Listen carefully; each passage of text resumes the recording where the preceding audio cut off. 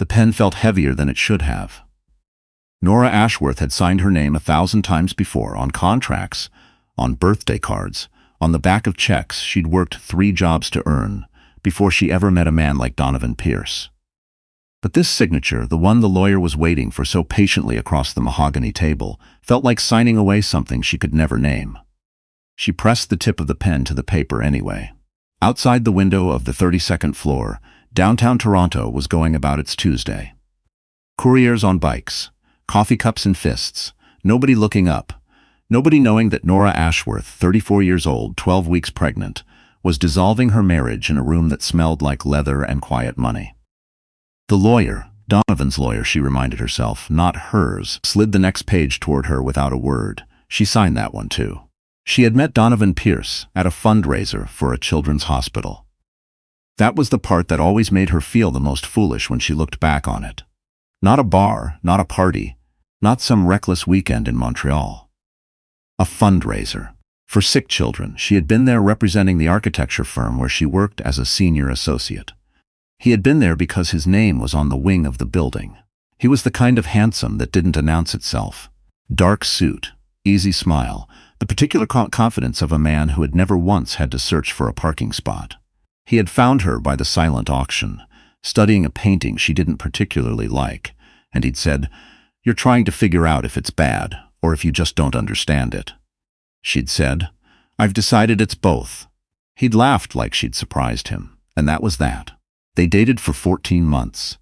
He met her mother at Thanksgiving, at the house in Hamilton, where Nora had grown up, where the kitchen always smelled like something in a slow cooker. And her mother asked Donovan 3 times whether he wanted more potatoes. He said yes every time. Her mother had loved him for that alone. They married in September on the grounds of a property in Prince Edward County that Donovan owned and rarely visited. There were 212 guests.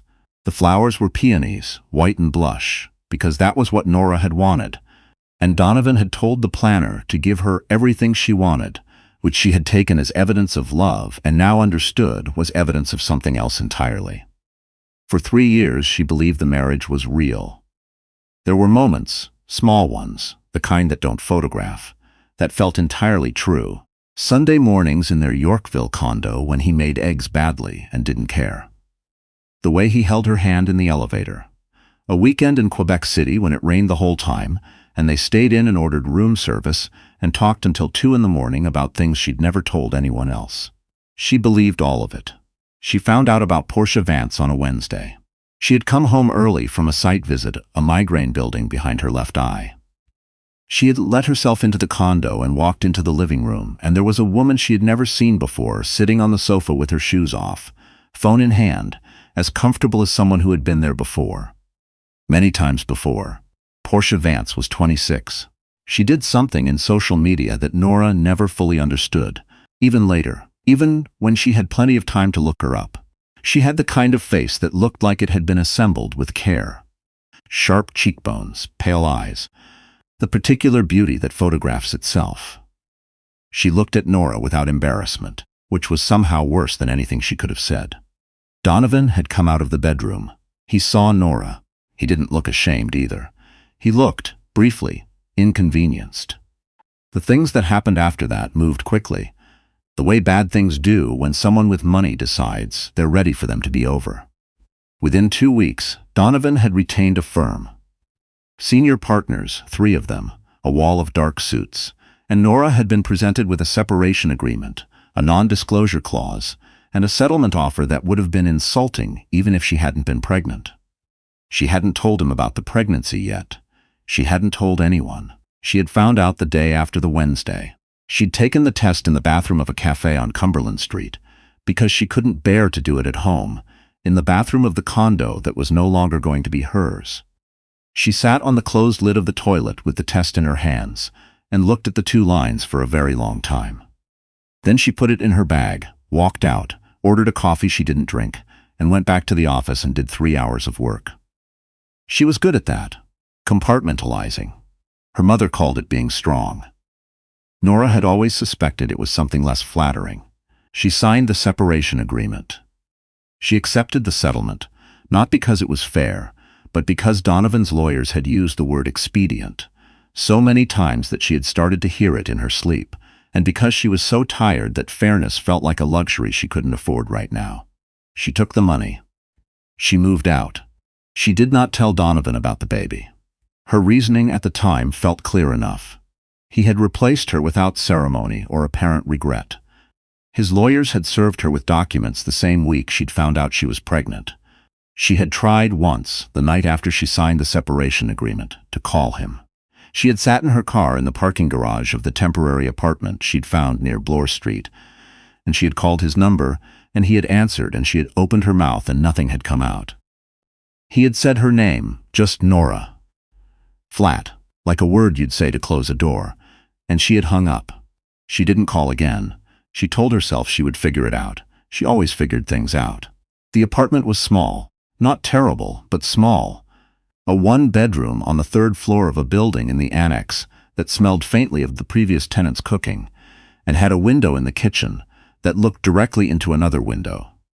She put her drafting table under it anyway and kept the blind up and tried to make it feel like a choice. The pregnancy was uncomplicated, physically. She worked until she was 36 weeks, taking the subway every morning in the cold, her coat gradually ceasing to close over her stomach. Her colleagues were kind in the careful way of people who didn't know the whole story and weren't going to ask. Her manager, a woman named Cecily who had 3 kids of her own and always had crackers in her desk, quietly shifted some of Nora's site visits to a junior associate without making anything of it. Nora was grateful for that in a way she couldn't fully articulate. Her mother drove up from Hamilton twice a month to bring food in Tupperware containers and sit in the apartment and watch television and not ask questions. That was its own kind of love. In January, on a Thursday night in the middle of a snowstorm, Nora's water broke while she was heating soup. She called a cab because the roads were bad and she didn't want to scare her mother, and she rode to Mount Sinai alone, watching the snow come down outside the window in thick, indifferent curtains. The driver, a man in his 60s with a Toronto Maple Leafs air freshener, glanced at her in the rearview mirror and said, "You're doing great, by the way." She was not doing great, but she said, "Thank you." Her daughter was born at 4:17 in the morning. 6 pounds, 2 ounces, a face like a question mark, small and furious at the room. Nora held her and felt the word alone in a way she never had before, not as emptiness, but as weight. She named her Wren. Her mother arrived by 9 o'clock. She came through the door of the hospital room with her coat half buttoned and her eyes already wet, and she didn't say anything. For a moment, just stood at the foot of the bed, looking at the two of them, Nora and the baby, and pressed both hands to her mouth. Then she sat down and said, "She's perfect." And Nora said, "I know. The hard part was not the birth. The hard part was the 6 weeks after, when the adrenaline wore off and the settlement money, which had seemed adequate until she did the actual math, started to look different against the cost of infant formula and part-time childcare and a city that charged $12 for a sandwich. She had taken 4 months of maternity leave, and her plan had been to feel competent and organized by the end of it. Instead, she felt like she was perpetually behind on something she couldn't identify. She went back to work in May. The firm kept her position. She was grateful and exhausted in equal parts. She thought about Donovan sometimes, not with longing, but with a kind of bewilderment, the way you think about a time you made a decision that seems impossible to trace back to yourself. She had seen, through a mutual acquaintance, who'd mentioned it in passing the way people do when they think they're being careful, that he and Portia Vance were engaged, that they were planning something in Italy. She did not think about Donovan's daughter, asleep in a second-hand crib in the corner of the bedroom. That was the part she kept separate, the part she couldn't look at straight on. Not yet. She met James Okafor on a bus. This was the thing she would tell people later, when she had the distance to find it funny. The man did not arrive in a helicopter or step out of a town car. He was on the 94 Wellesley, eastbound, on a Tuesday in October, standing in the aisle because the bus was full, holding the overhead bar and reading something on his phone. He was wearing a jacket that was too light for the weather and had the look of someone who had intended to drive and then couldn't find parking, or had made some principled decision about transit that his body hadn't yet accepted. Wren was in the carrier on Nora's chest, 9 months old, with strong opinions about the bus. She had decided, 3 stops in, that the man in the too-light jacket was interesting. She reached for him with both hands the way babies do, with absolute certainty and no social hesitation. He looked up from his phone. He said, "Hi," to the baby first. Wren grabbed his finger. He looked at Nora, a little uncertain, like he wasn't sure of the protocol. He said, She's very confident." Nora said, "She gets that from her father." She didn't know why she said that. She regretted it immediately. "He's not. It's just something people say." He nodded like it made sense. He introduced himself. "James Okafor." He asked without any particular agenda how old the baby was. They talked for 4 stops. At Broadview she got off and he stayed on, and she thought that would be the end of it. But Wren had, apparently, made an impression. He texted her. She'd given him her number somewhere around the 3rd stop. She wasn't sure exactly when that had happened. 3 days later to ask if she and the confident one wanted to get coffee sometime. She said yes. She did not tell him about Donovan for 6 weeks. She told him on a Sunday afternoon in November, sitting in the kitchen of his house in Leslieville, while Wren napped in the living room in a portable crib he had borrowed from his sister. She told him the whole thing, the fundraiser, the Wednesday, the settlement, the drive to the hospital in the snowstorm, the cab driver who told her she was doing great. James listened. He didn't try to fill the pauses. When she finished, he was quiet for a moment, and then he said, "Does he know?" "No. Are you going to tell him?" She had thought about this question for 9 months. She had gone back and forth across it so many times she'd worn grooves into it. "I don't know," she said, which was the most honest answer she had. James didn't tell her what she should do. He just said, "Okay." That was the moment she understood she was in trouble. Not bad trouble. The other kind. They were together for almost a year before everything shifted. Nora had been careful. She knew the mechanics of her own personality by now. The way she managed feelings by keeping them contained. The way she called it self-sufficiency when it was sometimes just fear. She kept things comfortable between them. Steady. She didn't press on the future. She let the present stay wide and unexamined. James was patient with this in a way that occasionally alarmed her. The shift came on a Saturday in late autumn. They were at his sister's place for a dinner that had become, over the months, a regular thing. A Daisy and her husband and their 2 kids, and a table crowded with food and noise. Nora had stopped feeling like a guest there. She wasn't sure when that had happened. After dinner, the kids were in the other room and the adults were at the table with wine, and a Daisy said casually, "In the way people say things they've been meaning to say for a while. James says you're thinking about buying a place." Nora looked at James. He looked back with the expression of a man who understood he had said one too many things to his sister. "I mentioned you were looking," he said. "I may have implied a level of collaboration." She should have been annoyed. She found her own surprise that she wasn't. She found that she was smiling at this man across a dinner table covered in the wreckage of a good meal, her daughter asleep in the back bedroom, among stuffed animals borrowed from children she now knew by name, and something in her chest rearranged itself without asking permission. She said, "You implied collaboration." "I may have." She said, "We haven't talked about collaboration." I know, he was still looking at her. "I think we should." Adaze refilled her wine glass and said nothing. The husband, very wisely, also said nothing. Nora said, "Okay." In December, she told Donovan about Wren. She had thought about the how of it for months. Letter, email, phone call, through her own lawyer, through nothing, through silence forever. In the end, she called him on a Tuesday morning from the parking lot of Wren's daycare. She had just dropped Wren off. The child was 11 months old. Donovan answered on the 2nd ring. She heard, behind him, the ambient sound of somewhere expensive. She said, "Donovan, it's Nora." A pause. "We need to talk," she told him. She kept it short. She had a daughter. His daughter. She had been born in January. Her name was Wren. She was healthy, and Nora's voice caught, just slightly. At this part, she was wonderful. The silence on his end lasted long enough that she thought the call had dropped. Then he said, "I'll have my lawyer contact yours."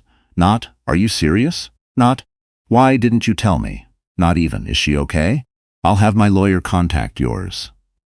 Nora sat in the parking lot for a while after she hung up. The heat was on, but she couldn't feel it. She watched a woman across the lot buckle a toddler into a car seat with the focused efficiency of someone who had done it 10,000 times.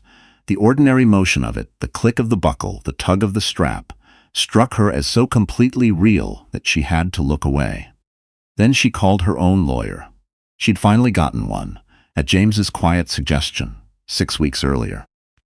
Her name was Rosalind, a woman in her late 50s who specialized in family law, and had the demeanor of someone who had heard everything, and could no longer be surprised by any of it.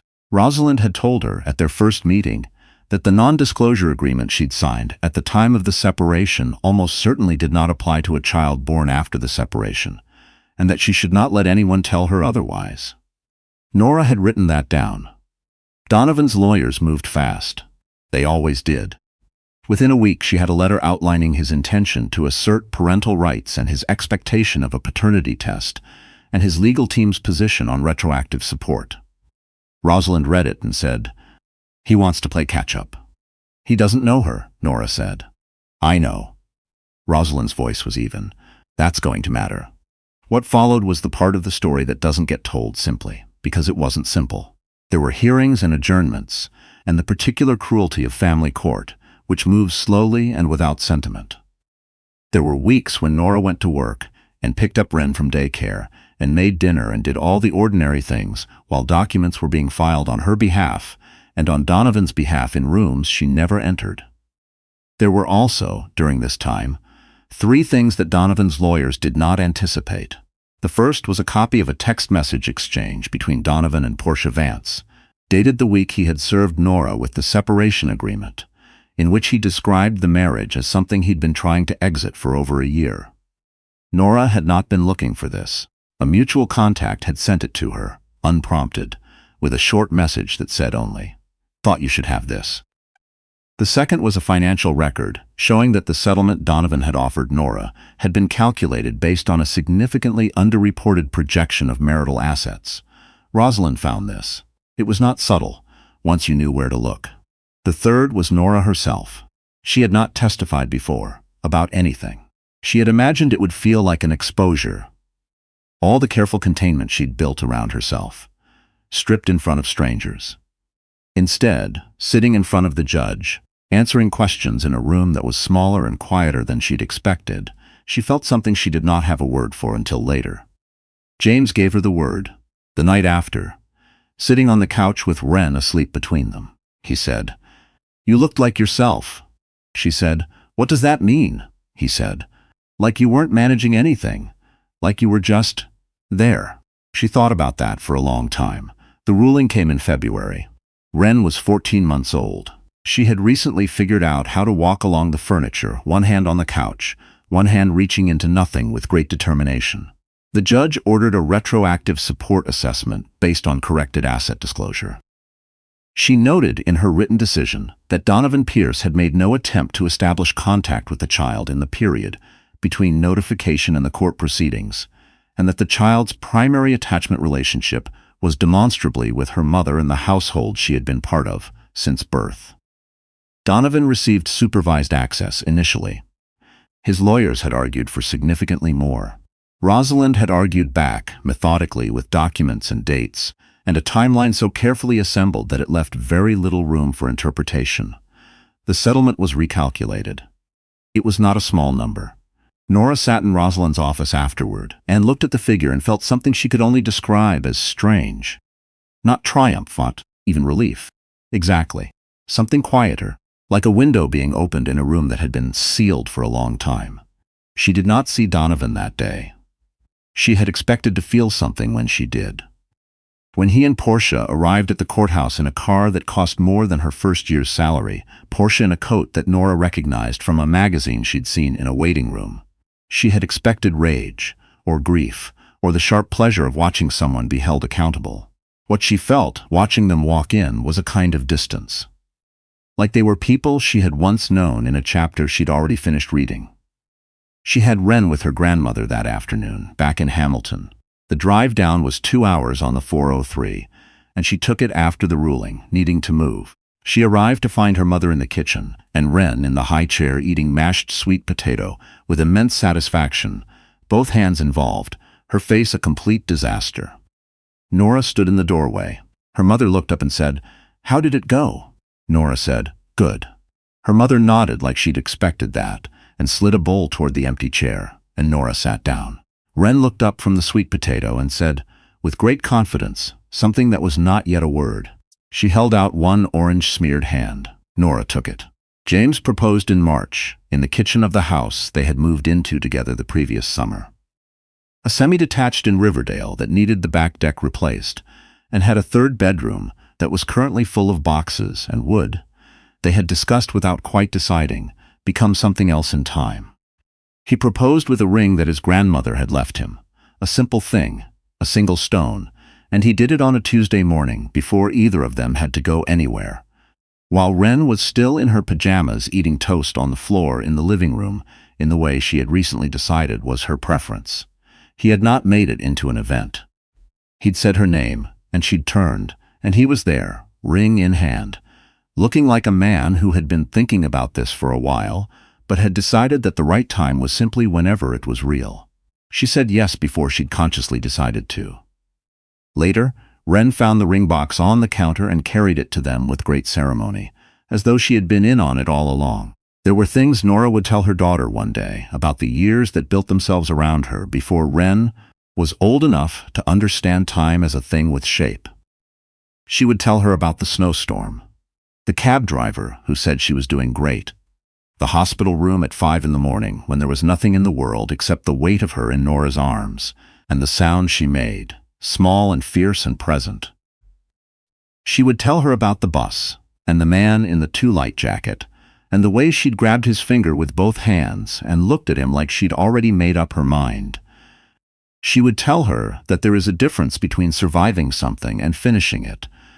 That finishing it means not carrying the shape of it around with you after. That it takes longer than you think and is quieter than it sounds. She would tell her that the documents mattered, that knowing your rights matters, that a good lawyer and a best friend and a mother who shows up with Tupperware can, between them, constitute something close to a fortress. She would tell her that her father, James, the man who'd borrowed a baby crib from his sister and learned which brand of formula she wouldn't reject, and held Nora's hand in the courtroom hallway without saying anything, which was exactly what was needed, had looked at her on a bus and let a baby grab his finger and decided that was worth following. She would tell her all of it. But that February, when Wren was 14 months old and walking along furniture with one hand reaching into open air, Nora Ashworth stood in a house that was hers and smelled like someone's cooking and felt, for the first time in longer than she could trace, like she was not managing anything at all. Just there. Just finished. Just beginning.